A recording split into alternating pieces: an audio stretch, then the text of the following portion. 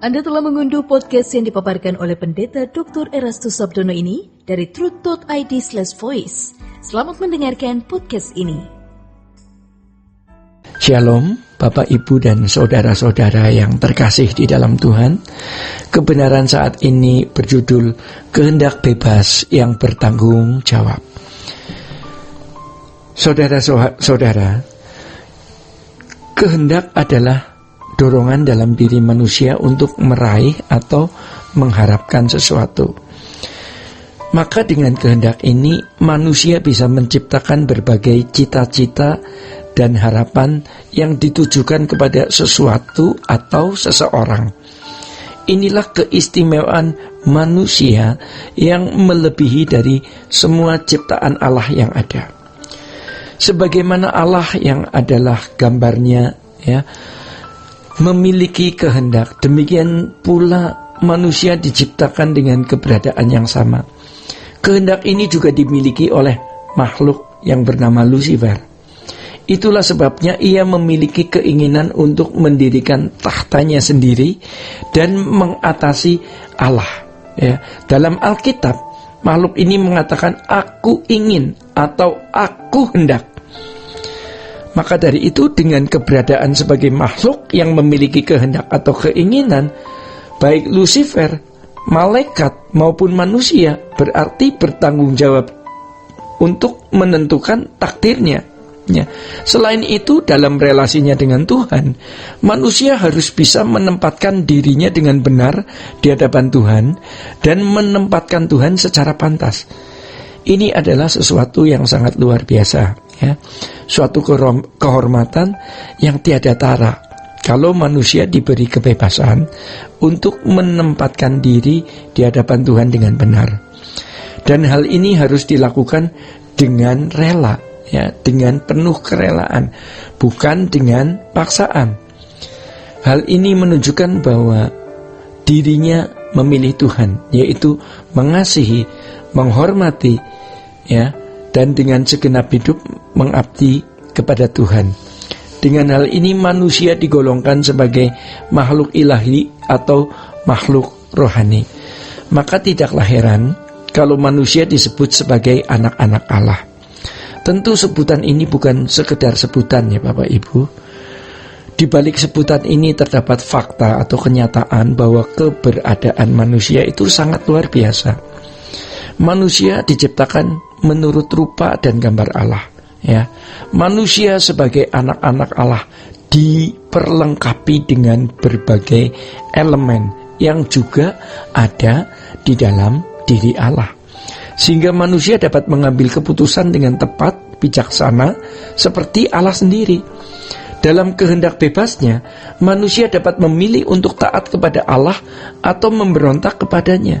Berbicara mengenai mengasihi atau menghormati Allah, ini adalah bagian terdalam dari diri manusia, yaitu di dalam hati dan perasaannya.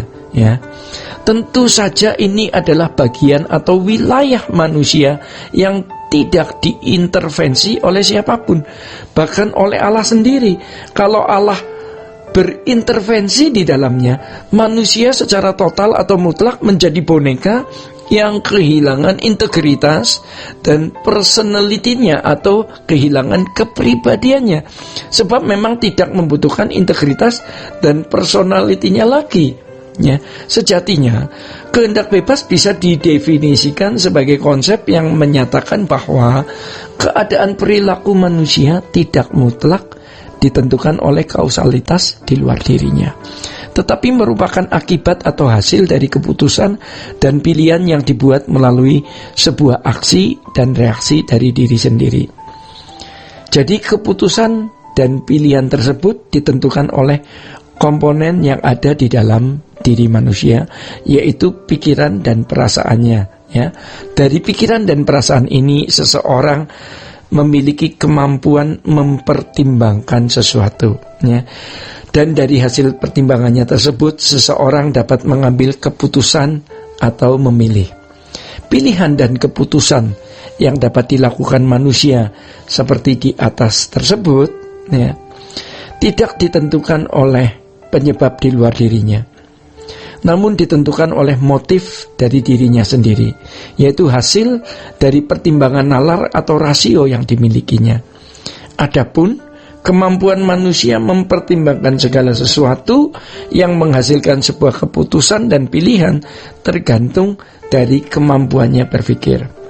Jadi adapun kemampuan berpikir atau berlogika yang dimiliki seseorang sangat ditentukan oleh apa yang masuk ke dalam pikirannya melalui jendela mata, melalui jendela telinga atau panca inderanya, ya, serta segala sesuatu yang dialami. Memang ada faktor-faktor di luar diri pribadi manusia itu sendiri di dalam mengambil keputusan, ya, seperti misalnya pimpinan Roh Kudus di dalam diri manusia itu. Tetapi pada akhirnya keputusan akhir ada di tangan setiap individu. Keputusan terakhir ada di tangan Bapak Ibu. Keputusan akhir mengakibatkan atau membuahkan segala tindakan yang dapat dilakukan atau yang terwujud. Jadi kehendak bebas harus dipahami sebagai pemberian Tuhan yang sangat berharga atau tidak ternilai, ya, sangat berharga dan tidak ternilai dari Tuhan, yang mana manusia diberi kemampuan mempertimbangkan sesuatu, yang oleh karenanya manusia itu dilengkapi dengan rasio. Tuhan menghargai manusia yang faktanya adalah manusia yang membuat keputusan akhir. Tentu saja ini menjadi kehormatan bagi manusia, ya. Dalam kehormatan ini sekaligus membawa manusia sebagai makhluk yang beresiko sangat tinggi. Dalam hal ini, pemberian yang berharga selalu disertai dengan tanggung jawab yang berharga pula. Jika pemberian yang berharga tanpa tanggung jawab, hal itu membuat pemberian itu sendiri menjadi tidak berharga. Maka dari itu, sebagai orang percaya yang dewasa, Bapak, Ibu, dan saya harus memahami dan menerima kehendak bebas ini sebagai kepercayaan, bukan sebagai beban yang menekan atau keberadaan yang mengancam.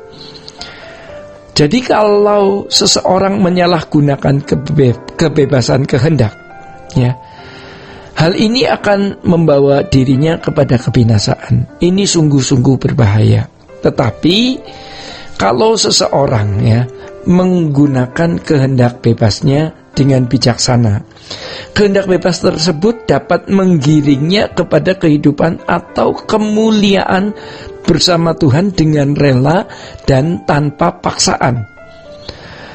Menjadi pertanyaan bagi kita semua, bagi Bapak, Ibu, dan saya, ya, sekarang adalah bagaimana kita menggunakan kehendak bebas tersebut. Selagi masih ada kesempatan, ya, mari kita bertobat. Jangan sampai kehendak bebas malah menyeret kita semua ke kegelapan abadi, ya. Demikian kebenaran saat ini. Tuhan Yesus memberkati. Sola Gracia. Untuk berlangganan renungan harian dalam bentuk cetak, silakan hubungi Truth Literatur di nomor telepon 0878 7870 7000. Untuk mendapatkan CD khotbah, MP3 renungan Truth, dan CD album lagu produksi Sola Gracia, Anda dapat menghubungi di hari dan jam kerja di nomor telepon 021 638 60953. Tuhan Yesus memberkati. Sola Gracia.